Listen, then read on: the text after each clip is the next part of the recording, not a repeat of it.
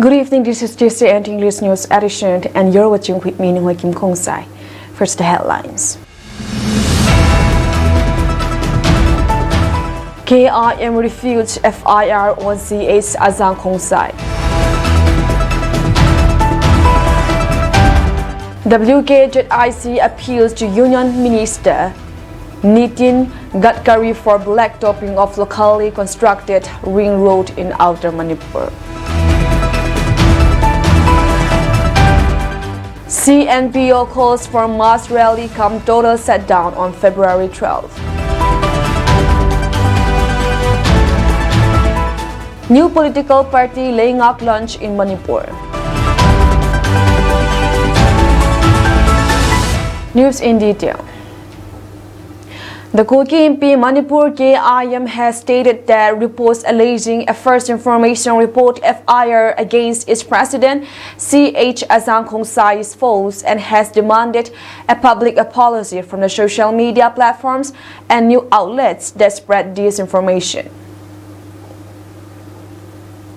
Certain media channels, including national dailies, have reported, citing government sources, that an FIR had been filed against CH Azang Kongsai, the Kuki Inpi president, in connection with the Lungzang village incident. They had reported that in the incident, the mob not only obstructed the drive against poppy cultivations in the village, but also reportedly attacked the security forces and damaged their vehicles. The sources has also linked CH Azang Kongsai to the incident and the village, citing a government report. Denouncing the report that an FIR had been filed against their president as fake news, the Kuki Inpi Manipur stated that there is a circle of fake news circulating on social media and through various Manipuri news channels raises significant concern. Such misinformation appears to be a calculated attempt to tarnish the reputations of not only Mr. Kongsai but also the broader Kuki community, the body said. The Kuki Inpi stated that it had taken a strong stance against the cultivations of poppy plants in the community, recognizing its serious implications. The body also stressed that it had issued clear directives in the past, urging community members to refrain from engaging in poppy cultivations, leading to a dramatic decrease in the cultivation. Therefore, portraying the Inpi president as a promoter of poppy cultivations is a severe misrepresentation having malicious intent to serve the false narrative fostered by the state government, it said. Further, the Kuki apex body stated that CH Azang Kongsai was unaware of the incident in his native village of Lungzang on January 31, as he was away due to health-related issues. Thus, any claim that he participated in the event lacks credible evidence and support. It is crucial to rely on facts and conduct thorough investigations before making judgment. The organizations demanded a public apology from social media platforms and media outlets, emphasizing that the spread of misleading information harms reputations and undermines public trust. The body also urged the relevant authorities to take appropriate actions to hold these entities accountable for their role in spreading false allegations and propaganda, provided a genuine apology was not forthcoming. In a heartfelt appeal, the World Kuki Zoo Intellectual Council (WKJIC) has reached out to Sri Nitin Gadkari, Honorable Union Minister of Road Transport and Highways, to consider their plea for blacktopping of a locally constructed ring road in Outer Manipur. The 343-kilometer road, which spans across several districts including Tingnopal, Chandil, Charichampur, Nonay, Kangpokpi, and Ukrul, has been manually constructed by the community using their own manpower. The ring road, which connects Tingnopal to Chandil districts to Charichampur to Nonay through Kangpokpi to Ukrul to Tingnopal districts, is a lifeline for the Kuki people, who have been facing immense difficulties in accessing basic amenities like markets, schools, hospitals, and other essential services since May 3, 2023. The community has been unable to access in full and use the existing highways in Inner Manipur, leading to a severe humanitarian crisis. The Kuki community believes that blacktopping of this ring road is essential for the growth and development of the Kuki Hills region in outer Manipur. It will not only enhance economic development, but also improve the overall quality of life for the minority Kuki people. The community is confident that under Minister Gadkari's able leadership, the Ministry of Road Transport and Highways will take up necessary steps to make this project a reality, especially before the rainy season of 2025 on humanitarian grounds.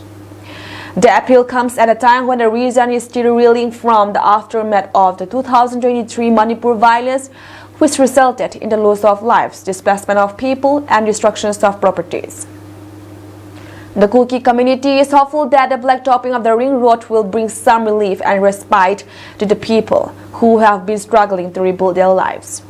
As the community waits with bated breath for a response from Minister Gadkari, they remain optimistic that their appeal will be considered and the project will be undertaken at the earliest.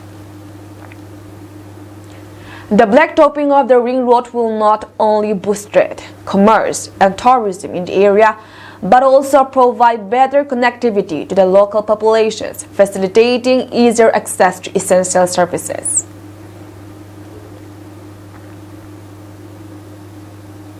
The Chandil Naga People Organization CMPO has called for a mass public rally and a total shutdown in Chandil and Tingnopal districts on February 12 from 6 a.m. to 6 p.m. This is in protest against what was described as the coercive and the census, constructions of border fencing, and the scrapping of the free movement regime FMR along the Indo-Myanmar border by the government of India. The rally will take place at the Chandil district headquarters with the total shutdown extending throughout the entire Naga areas of 41 Chandil and 42 Tingnopal. The decision was collectively adopted by the CMPO, Tribe Hohos, and SUC, and NCSC during an emergency general body meeting held on February 3, 2025 through Resolution Number 1. The CMPO representing the 11 Naga tribes of Chandil has strongly urged the general public to strictly adhere to the notice, fully cooperate and participate in the democratic protest. A new player emerged on Manipur's political scene as some individuals who believe in regionalism floated a new political party called Lengak. The new political party was officially launched at Manipur Press Club here on Sunday. It was formed on May 5, 2024 under the motto Service Before Self for the generations to come, the party said. It said the main objective of the party is to serve the people with truthfulness and sincerity, to keep the territorial integrity intact, to sacrifice life to safeguard the land, to work for the well-being and prosperity of the common people, and to make ways for the happiness of the people of Manipur. The magnitude of suffering of the people of the present Manipur is greater than that of the Chahi Tarat Khunpakpak, also known as 7 years devastation, said party president Horangbam Sarat. He said the people of the state have not been able to freely travel within their own land now, and that they have to travel by flight to other states. Sarat asserted that Lengak was launched with the principal objective to save the future generations from the suffering they may face in the event of persistence of the present condition. All the northeastern states except 3, which are governed by BJP, are politically stable, and there is peace and harmony because they are ruled by regional parties. So let's make a new political history of the state, he said. He also appealed to the masses to extend support to the new outfit in its efforts to restore the past Manipur, which was a self-reliant state. Manipur's Rural Development and Panchayati Raj, RD and PR Minister Yumnam Khemchand was summoned to Delhi by Union Home Minister Amit Shah. Reportedly, Khemchand departed from Imphal for Delhi on Monday at 1 p.m. through an Indigo flight and is scheduled to meet Amit Shah on Tuesday evening. Sources said Before leaving for Delhi, Khemchand also held a meeting with several BJP MLAs dissatisfied with Chief Minister Biren Singh's leadership and his handling of the prolonged Manipur crisis. Notably, Amit Shah had previously invited Manipur Legislative Assembly Speaker D.A. Satyabrata on December 9, 2024 for an initial meeting, followed by a second on January 27. Satyabrata is expected to meet Amit Shah for a third time on February 6 at the Union Home Minister's residence. Sources say that the meetings focused on potential leadership changes in the state and advise maintaining peace during the upcoming 7 sessions of the 12th Manipur Legislative Assembly, which is scheduled to begin from February 10. Meanwhile, MLA D.A. Suradesh met with Amit Shah on February 2 and is currently camping in Delhi. Reports also indicate growing protests at 2 locations in Delhi and in Imphal against the Biren Singh government, calling for leadership changes. Biren Singh is supported by 8 MLAs, while Satyabrata is backed by around 40 MLAs. A likely coalition of 10 BJP MLAs, 5 Congress MLAs, 5 JDU MLAs, 6 NPP MLAs, and 3 independent MLAs is expected to table a no-confidence motion in the upcoming assembly session. CLP leader Okram Ibobi, along with 4 Congress MLAs, recently met with Manipur Governor Ajay Kumar Bala, urging the governor to intervene and restrain Chief Minister Biren Singh from making statements that undermine the rights and privileges of the members of the Manipur Legislative Assembly. Ibobi also requested the governor to advise CM Biren Singh regarding alleged threats made against House members planning to move the no-confidence motion during the assembly session. Ibobi pointed out the remarks of Chief Minister Biren Singh's allegedly threatening that if any member moves a no-confidence motion, they will not be allowed to proceed, and warned that anyone attempting to move the motions will be harassed by the public. Describing the remarks as unbecoming leader, Ibobi stressed that such statements undermine the democratic rights of elected representatives.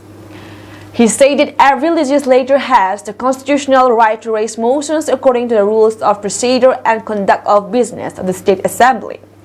He should not make such remarks. It is our constitutional right and privilege as members to exercise our legislative powers. Every state has its own procedural rules, and we will fully exercise our constitutional rights, Ibobi Singh said.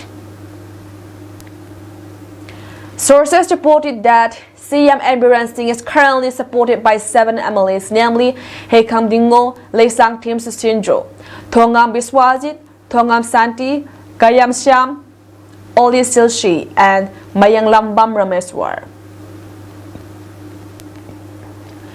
BJP spokesperson Suresh criticizes MP Bimol Akoizam's remarks on armed groups. BJP Manipur spokesperson Suresh strongly criticized MP Dr.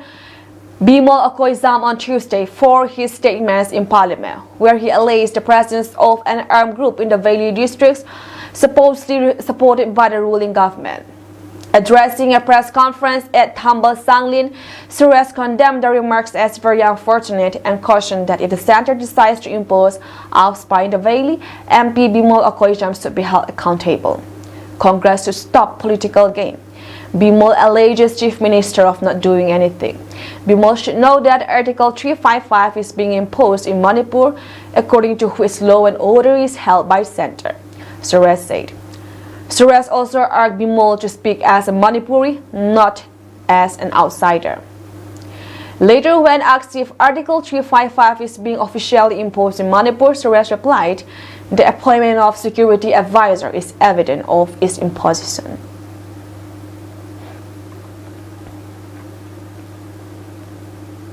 Cancer continues to be the leading cause of death among diseases in Mizoram, particularly among non-communicable diseases, with experts attributing the high prevalence to widespread tobacco use and lifestyle factors. Mizoram has the highest tobacco consumption rate in the country, which significantly contributes to the alarming cancer statistics, health officials said. According to data from the National Program for Prevention and Control of Cancers, diabetes, cardiovascular diseases, and strokes, at least 6,745 people in Mizoram lost their lives to cancer between 2018 and 2023. The figures were presented during an event marking World Cancer Day on Tuesday. A year-wise breakdown of cancer deaths cause shows 995 fatalities in 2018, 1,081 in 2019, and 1,100 in 2020. The toll rose to 1,138 in 2021 and 1,131 in 2022, while approximately 1,300 people succumbed to the disease in 2023. A complete figure for 2024 is not yet available, officials say. Meanwhile, at least 11,569 cancer cases have been recorded at the Mizoram State Cancer Institute, MSCI, over the past 6 years. The highest number of cases was registered in 2023 at 2,100, followed by 2,071 in 2022 and 2,013 in 2021. In previous year, 1,770 new cases were recorded in 2018, 1,767 in 2019, and 1,848 in 2020.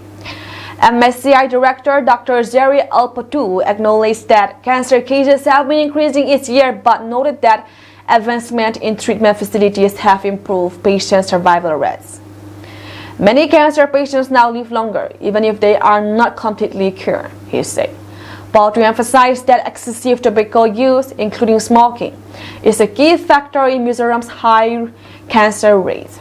He called for widespread awareness efforts, particularly among the youth, to curb tobacco consumption and promote early detections for more effective treatment. He also highlighted MSCI's progress, recalling that the institute installed its first cobalt therapy unit on February 4, 1998. Last year, it was upgraded to a tertiary care cancer center (TCC), with rupees 732 crore allocated for improvements through funding from the Japan International Cooperation Agency (JICA). Hundreds of people from the Konyak community staged a series of protest rallies at multiple locations in Mount Nagaland against the proposed border fencing and the scrapping of the free movement regime (FMR) by the government of India along the Indo-Myanmar border. The protesters led by the Konyak Union KU stated that the move would divide indigenous communities living on both sides of the border and disrupt their traditional way of life. Placards and banners displayed during the rally convey messages such as "Free movement inside our Konyak territory is outright. Don't snuff it out," and "Walls create hatred, not security." In a representation to Nagaland Governor La Ganeshan, the KU appealed for his intervention in reconsidering the decisions to fence the border and scrap the FMR provisions of 2018. The union added that these decisions would have a profoundly adverse impact on the Konyak Naga community, whose ancestral lands and people have been inseparably connected on both sides of the border since time immemorial. The KU also pointed out that the border demarcations between India and Myanmar was based on arbitrary colonial decisions without the consent or knowledge of the Konyak Naga community. They further say that the fencing of the boundary would deprive them of their farming lands, disrupt their livelihoods, and cause unimaginable hardship. The union maintained that the decision to revoke the FMR and fence the 1,640-kilometer boundary was based on false premises and a misrepresentations of the realities faced by the indigenous communities. They also pointed out that this move contradicted the central government's own statement, "Neighborhood First" and Act East policies. The KU urged the governor to take up the matter on humanitarian grounds with the central government, calling for reconsiderations of these decisions.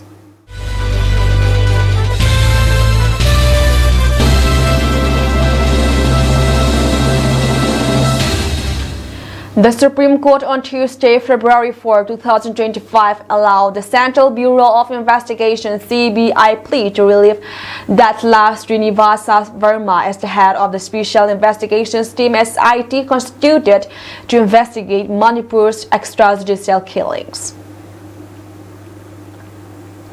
The bench of Chief Justice Sanjeev Khanna, Justices Sanjay Kumar and K.V. Viswanathan was hearing an application by the central agency to release Mr. Verma. Additional Solicitor General Aishwarya Bhatti appeared for the CBI and Senior Advocate Manika Guruswamy appeared as the amicus in the case. The Supreme Court had ordered the CBI to constitute an SIT in 2017 to investigate the killings in Manipur. The top court was hearing a PIL seeking a probe into as many as 1,528 cases of extrajudicial killings in the state.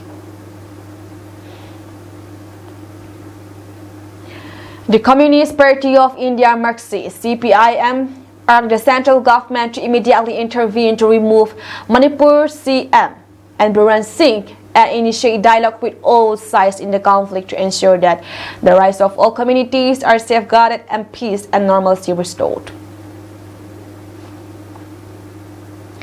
Ahead of the CPIM's 24th Party Congress, which will be held from April 2 to 6 in Madurai, the Left Party published its draft political resolutions and analyzed the situations in Manipur, which have been devastated by the ethnic violence since May 3, 2023. The draft political resolutions, which was adopted at the Central Committee meeting held on January 17 to 19 in Kolkata, say that even 20 months after the ethnic violence erupted in Manipur on May 3, 2023, the situation remains dire. Heinous actions as arson, rape, kidnapping, and murder of innocents were committed. The conflict has so far left 250 people dead and 60,000 displaced people are living in camps. But the BJP governments in the state and at the center have failed to restore normalcy and bring peace to the state. It said that Prime Minister Narendra Modi has not visited Manipur even once, and Chief Minister Biren Singh has not been removed, despite widespread anger over his partisan role in the conflict. The Left Party say that apart from the belated deployment of security forces, no significant steps have been taken to initiate dialogue with representatives of the people, political parties, and various ethnic groups involved in the conflict. This lack of actions by the central government has hindered the restorations of confidence among the people and the creation of conditions necessary for peace and harmony. The central seems to oblivious to the dangerous consequences of its inactions, which could escalate the conflict in Manipur and threaten peace across the entire northeastern region. The draft political resolutions of the CPIM said. The CPIM and other left parties are the constituents of the Congress-led India bloc in Manipur. After the ethnic violence began in Manipur, central leaders of CPIM, including party's Central Committee member Jitendra Chaudhuri, visited various parts of trouble-torn Manipur. Chaudhuri, also CPIM Tripura State Secretary and leader of opposition in the state, had alleged that the ethnic violence in the northeastern state was part of the BJP RSS strategy of engineering divisions among people across the country.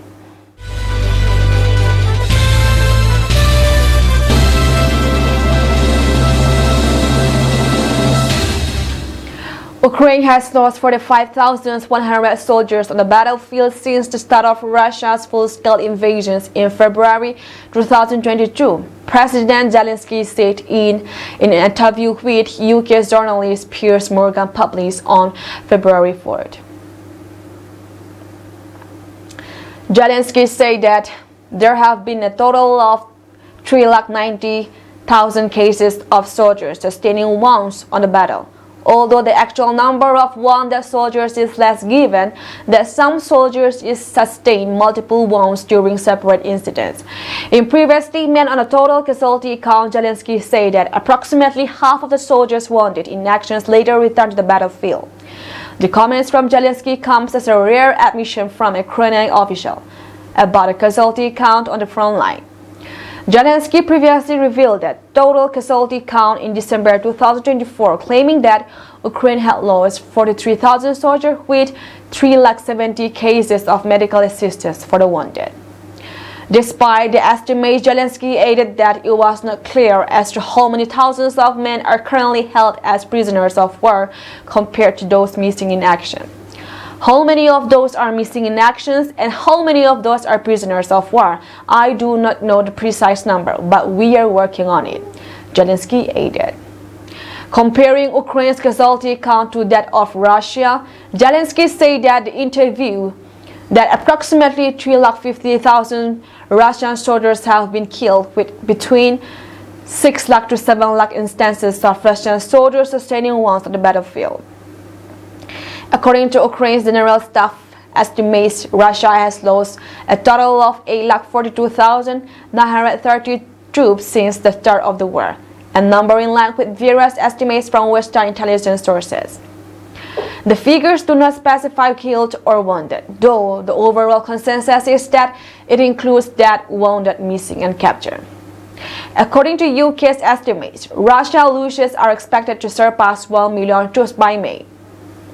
Moscow does not disclose its casualty figures, though a defense ministry official in recent months let slip that the department received 48,000 requests to identify missing soldiers.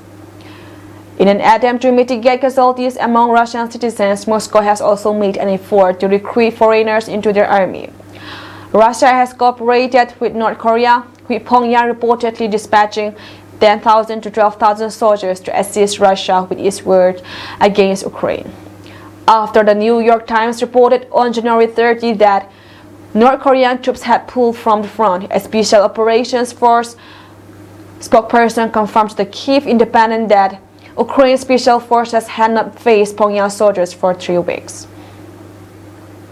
Despite this, Ukraine's military intelligence chief Kirill Budanov Dana reports on February 4 that North Korean soldiers have not been seen on the front line for weeks, noting that the number of North Korean troops has decreased, and Ukraine is trying to establish why.